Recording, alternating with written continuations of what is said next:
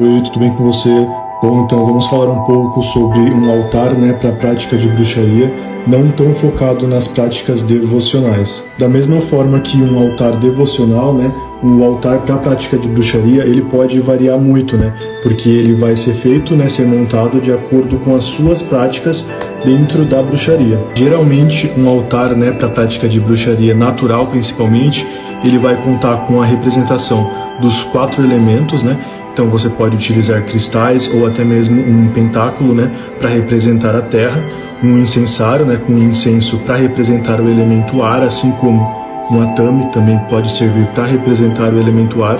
Para a representação da água, eu normalmente utilizo o cálice mesmo com a água e uma vela, para representar o elemento fogo. Dependendo da sua prática de bruxaria, você vai utilizar elementos, relacionados aos seus conhecimentos, e à sua atuação.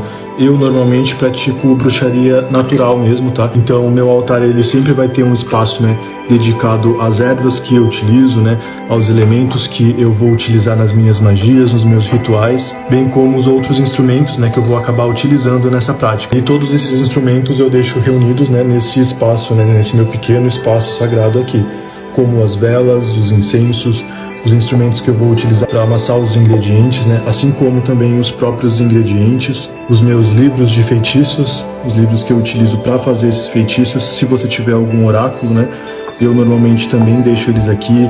Eu utilizo também já os cristais que eu tenho nesse altar para fazer a energização dos meus instrumentos, dos novos instrumentos, dos outros cristais, e também às vezes dos próprios oráculos. Então, basicamente, o formato do seu altar ele vai depender muito das práticas que você realiza. Por exemplo, se você prepara banhos, se você faz chás e se você utiliza também bastante de bruxaria na cozinha, o estilo do seu altar ele pode acabar mudando um pouco, porque você pode inclusive até levar ele para esse outro ambiente. Eu não sou tão adepto desse tipo de prática, mas aqui você já consegue fazer bastante coisa, organizando os espaços e tendo, um altar adequado para as práticas que você tem, dentro da sua prática de bruxaria. Bom, então é isso. Esse é um exemplo simples, tá bom? De um pequeno altar para uma prática mais voltada à bruxaria natural, tá? Onde eu utilizo todos os meus instrumentos já na decoração e na montagem dele, assim como a representação dos 4 elementos, tá?